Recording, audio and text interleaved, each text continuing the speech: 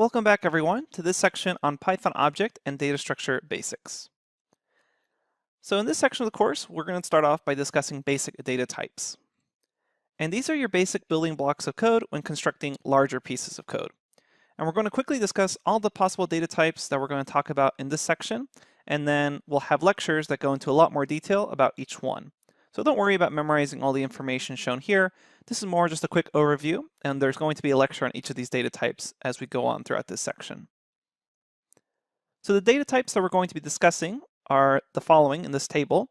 Here we have the name of the data type on that left-hand column, and then there's the type.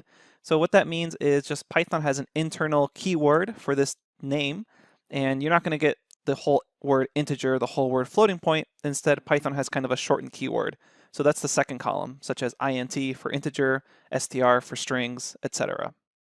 Then we have the description column, and that's just going to be what the actual description of the data type is. So let's quickly go through these. We start off with integers, and those are just basic whole numbers, such as 3, 300, 200. Then we have floating point numbers, and those are numbers of a decimal point, 2.3, 4.6, 100.0. And notice here that even if you have 100.0, that still counts as a floating point number. That's no longer an integer because it has a decimal point. Then after that, we have strings, and strings are an ordered sequence of characters. You can think of these as just kind of words, but you should also note they can be numbers as well as foreign characters inside of a string. The main thing that denotes a string is that it either has double quotes or single quotes. Here we can see we have hello in double quotes, Sammy in single quotes. We have the digits of 2000 inside double quotes.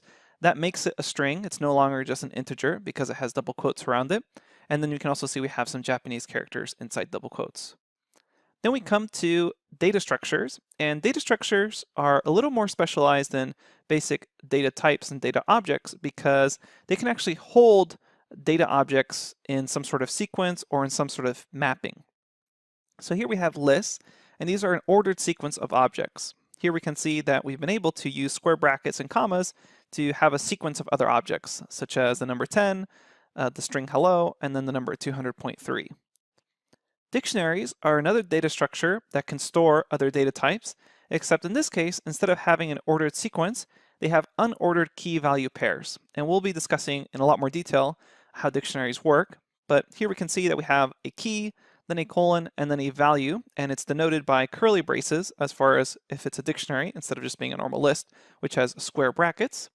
But then we can have something like name, and then colon, and then the value of that name is Frankie.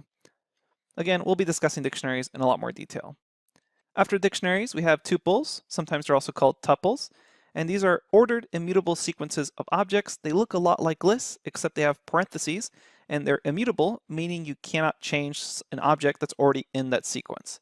So we'll be discussing what immutable means in a lot more detail when discussing tuples. Then we have sets, which are an unordered collection of unique objects. And again, we'll talk about that in a lot more detail. They're a little similar to a dictionary, but they don't have key value pairs. Instead, they're just unique objects in some unordered collection. So you don't have that colon key value pair. Again, we'll discuss it in more detail later on. Then finally, we'll talk about Booleans, which are just logical values indicating true or false. Notice how we have capital T and capital F. That sort of syntax is necessary for Python.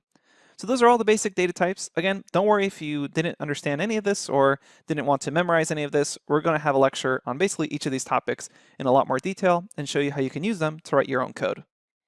Okay, let's get started. I'll see you at the next lecture.